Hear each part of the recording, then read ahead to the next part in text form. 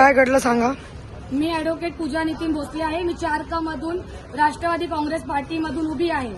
विषय असा झालाय की जेव्हा बूथवर यांचे लोक बसले होते, वंदना सुनील काबरा शिट्टी निशाणी आहे, हे लोक तिकडे बूथवर डमी मशीन डेमो मशीन घेऊन बसले होते. मी पोलिसांना कंप्लेंट केली, त्याने डेमो मशीन उचलून घेऊन गेले. ते मला बोलले आरो मॅडमकडे जावा. मी आरो मॅडमकडे आले. आरो मॅडम बोलले यांचा जबाब घेऊन गुन्हा नोंदवत आहे. यांचे लोक इथे येऊन माझ्यावर आरडाओरड करताय. फोनवर कोण माझ्याशी आरडाओरडा करत होता नाव सांग. तुम्हाला कोणाला गाडी फोन लावून दिला? तुम्ही कोण आहे? स्टेटमेंट का बदलतायत हे कोण बोललं मला? मी वकील आहे, मला कळतं माझी स्टेटमेंट.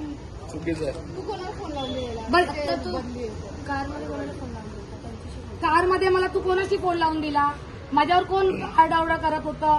स्टेटमेंट बदलता, हे बदलता, ते नाव सांग. आहे ना, ऐक, कोणी हे बघा इकडे मॅडम, जे आहे ना ते जेन्युइन स्टेटमेंट. असं काही एवढं घाबरण्यासारखं काय आहे? नका. हे बघा, अ मध्ये ब्लँक मशीन, ब मध्ये ब्लँक मशीन, क मध्ये फक्त 4 नंबरवर नाव आहे.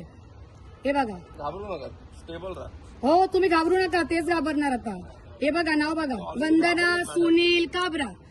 हा, ड मध्ये खाली एक पूर्ण एका मशीन मध्ये फक्त एकाच पिवळ्या लेन मध्ये 4थ्या नंबरवर नाव आहे. ह्याचं काय आहे? नियमामध्ये बसतं तर निवडणूक चालू दे, नाही बसत तर आम्ही जे उमेदवार आहोत ते घरी बसतो. आम्ही निवडणुकीमध्ये उभाच नाही राहत. या 2 मुलींचं मशीन पकडले, या 2 मुलींचे मशीन पकडले.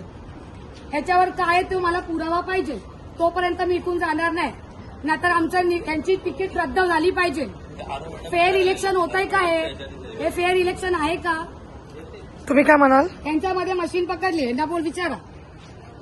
यांचा व्हिडिओ माझ्याकडे आहे, हे बोलले ते व्हिडिओ आहे. तुमच्याकडे मशीन मिळाली, बोला. आम्ही काढली पण नव्हती. मग काढली नव्हती, मग तुम्ही पिशवी कशी काढली बाहेर? तुम्हाला त्यांच्याकडे पण मशीन पकडली. चुकून एकामध्ये मशीन येऊ शकते, यांच्यात पण मशीन आहे. जशी यांच्याकडे पकडली तसे बाकीचे मशीन लपवले.